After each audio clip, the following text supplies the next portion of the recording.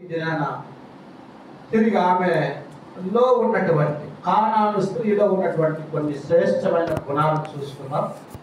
మరి ఒకవేళ మనలో ఎలాంటి గుణాలు ఉన్నాయో అని కూడా ఒకసారి మనం పరీక్షించుకొని అలాగూ ముందుకు సాగుదాం. తీద్దాం తిరిగి 15వ అధ్యాయం మత్తయి సువార్త 15వ అధ్యాయం మనం 21 నుంచి 28 వరకు మనం మార్చి చదువుకుందాం. 21 నుంచి 28 వరకు. యేసు అక్కడి నుంచి బయలుదేరి తూరు సీదోన్ల ప్రాంతములకు వెళ్ళగా ఇదిగో ఆ ప్రాంతము నుండి కానాను స్త్రీ ఒకటి వచ్చి, ప్రభువా, దావీదు కుమారుడా, నన్ను కరుణింపుము, నా కుమార్తె దయ్యం పట్టి బహు బాధపడుచున్నదని కేకలు వేసెను. అందుకు ఆయన ఆమెతో ఒక మాట ఆయనను చెప్పలేదు.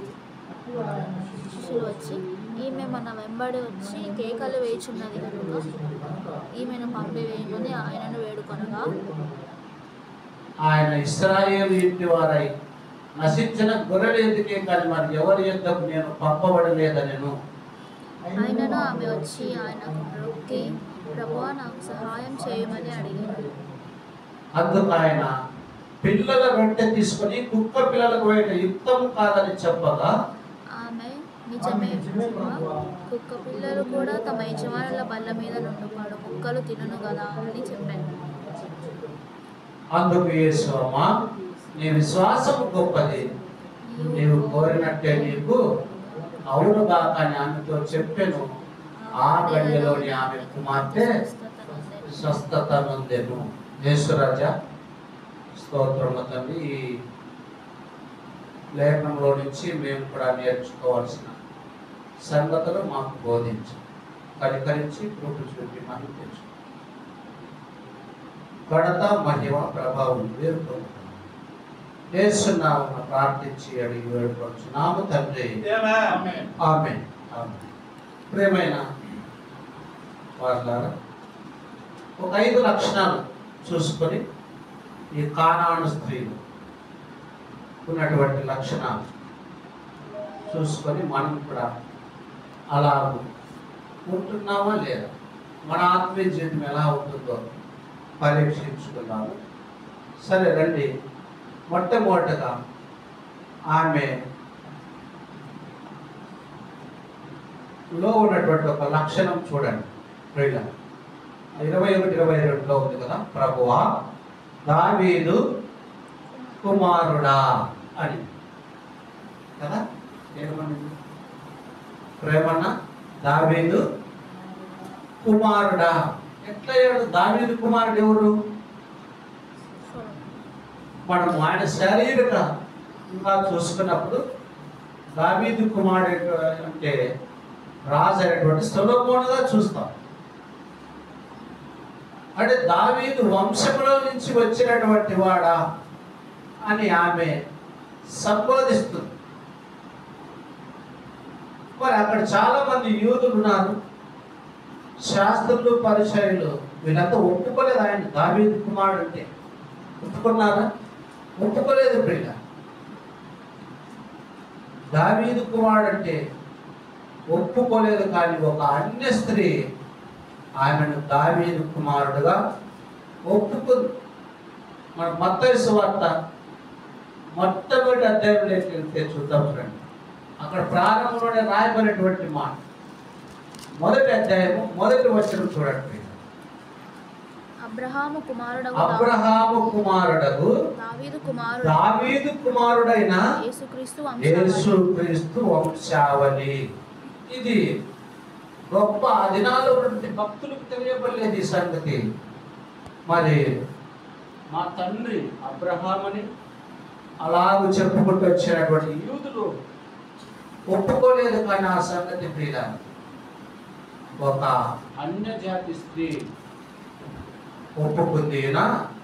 దావీదు కుమారుడు, దావీదు సంతతిలో నుంచి దేవుడి చేత ఏర్పరచబడినటువంటి కుమారుడని ఆమె మొట్టమొదటిగా ఏం చేసినట్టు దేవుణ్ణి ఒప్పుకుంది. ప్రియ, దేవుణ్ణి ఒప్పుకోదు. ఇది మొదటి సంగతి.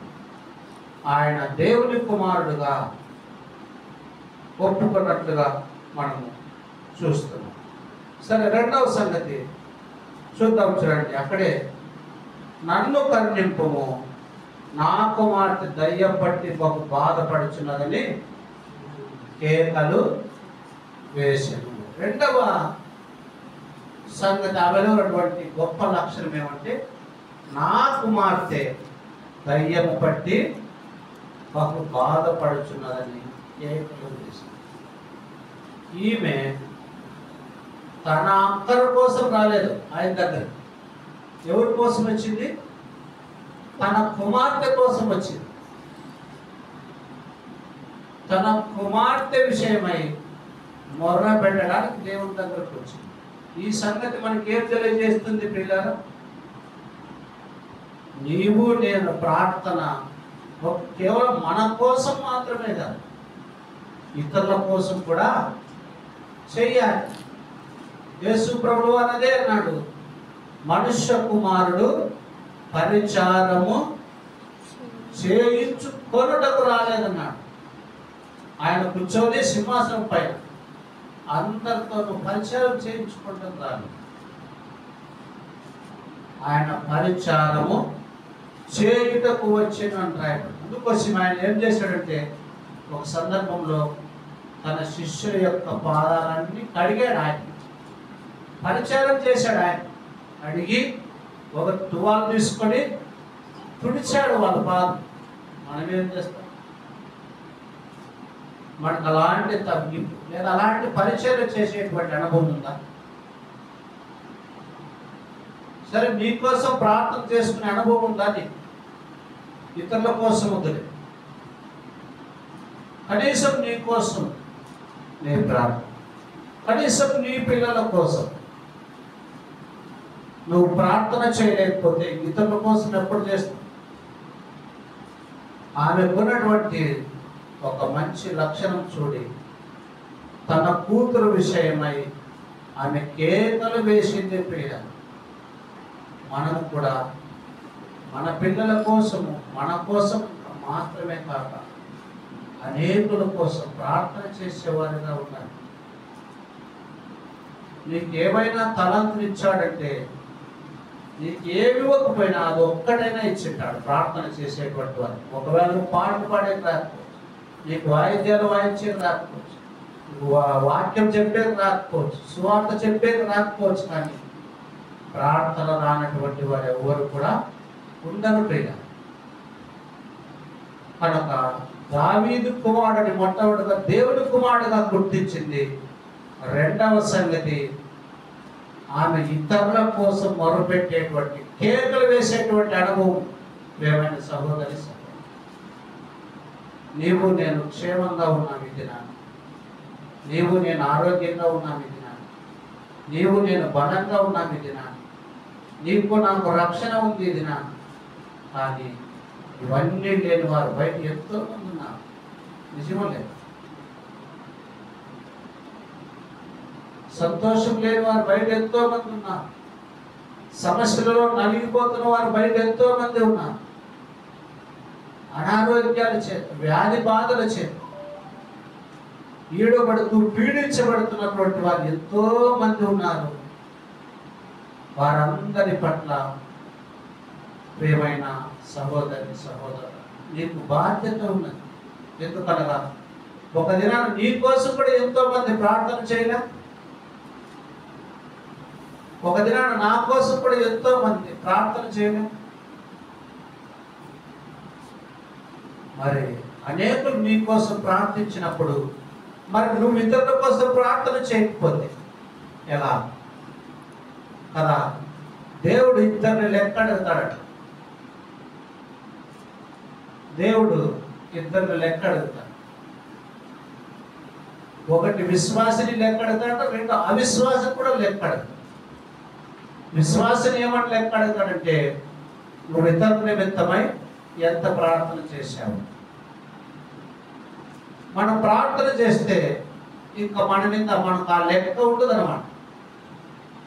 మన విషయం తప్పుడు ఇంకా దేవుని దృష్టిలో మనం ఎవరి నిమిత్తం ప్రార్థన చేశామో ఆ వ్యక్తులను తిరిగి లెక్కడుగుతాం. నీ నిమిత్తం పలానా వ్యక్తి ప్రార్థన చేశాడు, నువ్వు మరి దేవుని యొక్క రక్షణ పొందలేకపోయావు.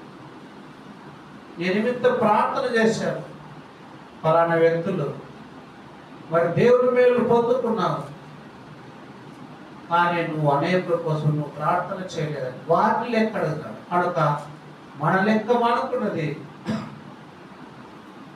ఇతరుల లెక్క ఇతరులకు.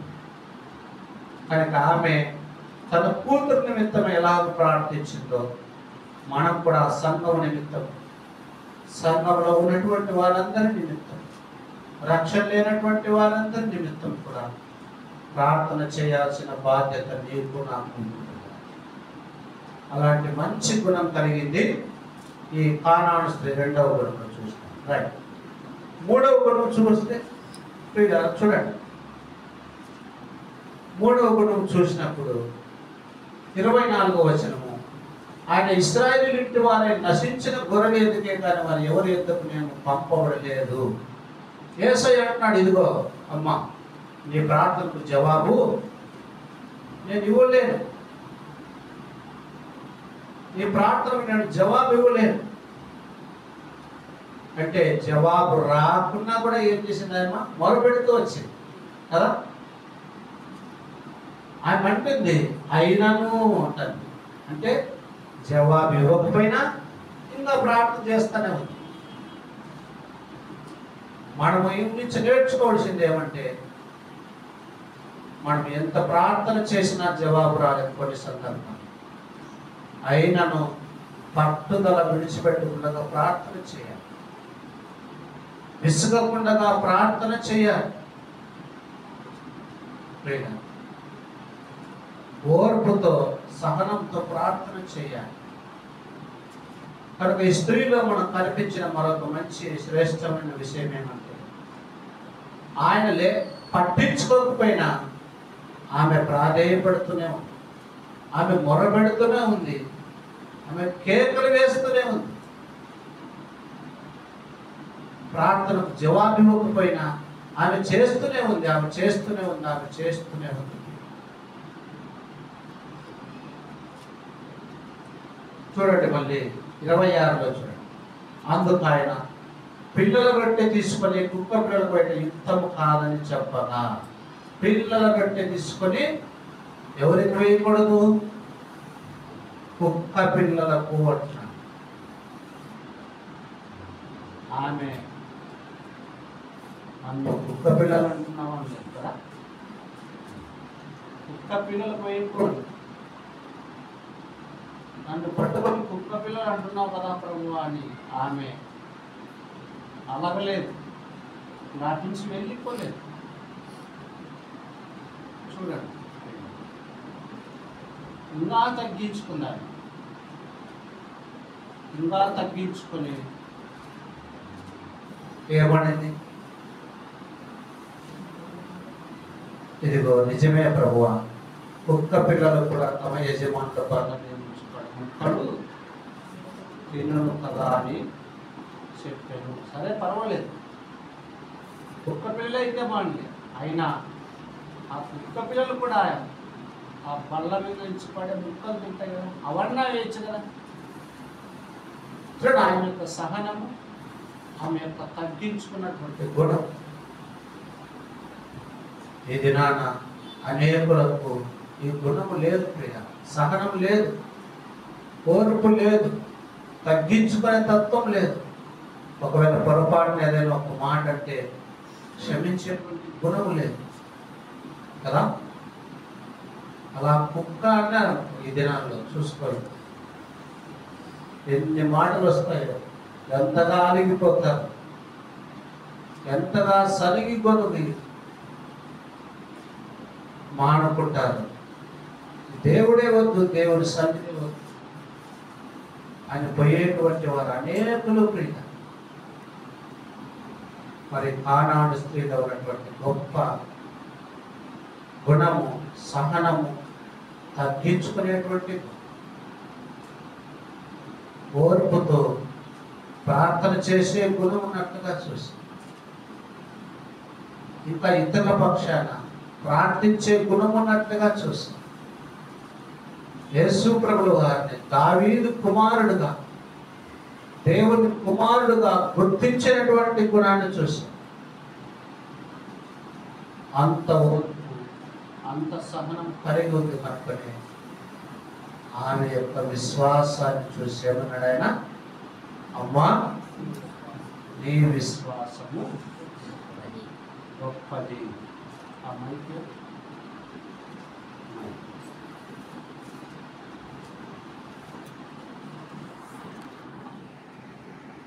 మంచిది. మీ యొక్క కలిగి, ఇంత పట్టుదల కలిగి, ఆయన దేవుడుగా కలిగినటువంటిదై సహనముతో ఇంత తగ్గించుకున్నాడు.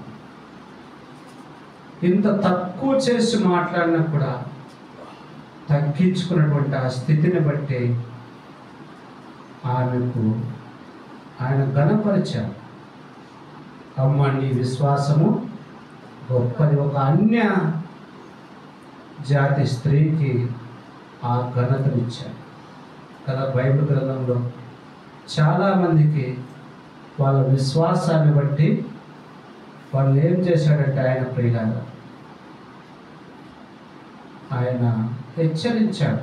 చూడండి, మరి ఇది బైబిల్ గ్రంథంలో శిష్యుల గురించి రాయబడి ఒకటి రెండు మాట చూసుకొని ప్రియులారా మనము ముగించుకున్నాం. రండి చూడండి, శిష్యుల గురించి ఏం రాయబడిందో. మరి అల్ప విశ్వాసులారా అంటే ఇక్కడే 14వ అధ్యాయం నుంచి ఒకసారి ఆ స్త్రీని గురించి అయితే గొప్ప విశ్వాసం అని అన్నాడు. కానీ ఇదే శిష్యుల గురించి ఏమంటూ వచ్చాడంటే 31వ వచనం చూడండి. మత్తయి సువార్త 14:31. వెంటనే యేసు చేయి చాపి అతన్ని పట్టుకొని అల్ప విశ్వాసి చాలు. ఆడేమో ఆమెను గొప్ప విశ్వాసిరాలు అన్నాడు. వీడేమో పేతురుని ఏమన్నాడు? అల్ప విశ్వాసి. ప్రియమైనటువంటి దయచేసి మరి నీ విశ్వాసం ఎంత? ఆ స్త్రీ వలె గొప్ప విశ్వాసం ఉన్నదా, లేకపోతే పేతురు వలె అల్ప విశ్వాసం కలిగినటువంటి స్థితిలో ఉంది? ఒకసారి పరీక్షించుకో. మరొక చివరి మాట, ఇదే 17వ అధ్యాయం చూడండి, మత్తయి సువార్త. ఇంకొక మాట శిష్యులతో అంటున్నాను, 17వ అధ్యాయం ఒకసారి 17వ వచనం కూడా. అందుకు యేసు విశ్వాసం లేని మూర్ఖతరము వారులారా.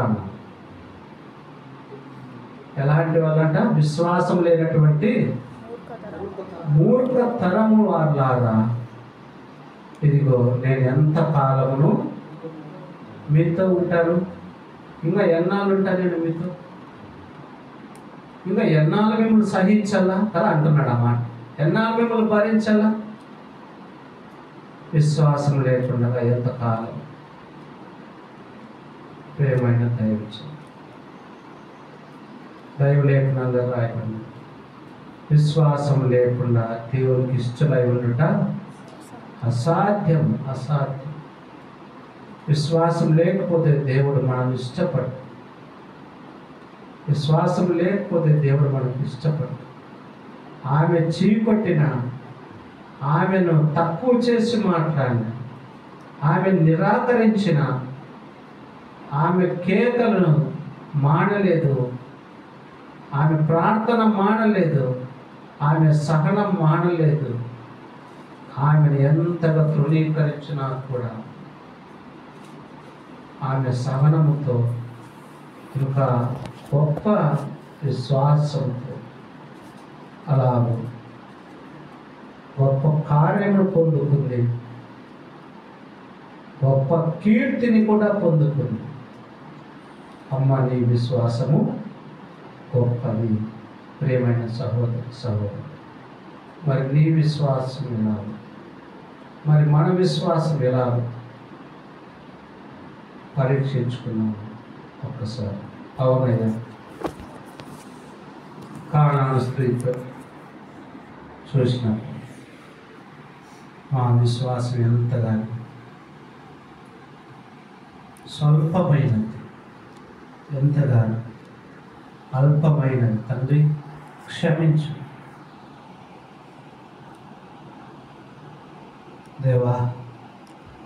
కానాను స్త్రీతో చూసినప్పుడు ఎంతో సహనం ఉంది, కానీ మాకు సహనం లేదు దేవా. కానాను స్త్రీని చూసినప్పుడు మిమ్మల్ని దావీదు కుమారుడుగా, అలాగే దేవుని కుమారుడుగా గుర్తించింది అనేక సార్లు. మేము అలా గుర్తించలేకపోయాము దేవా. క్షమించు, కనికరించు.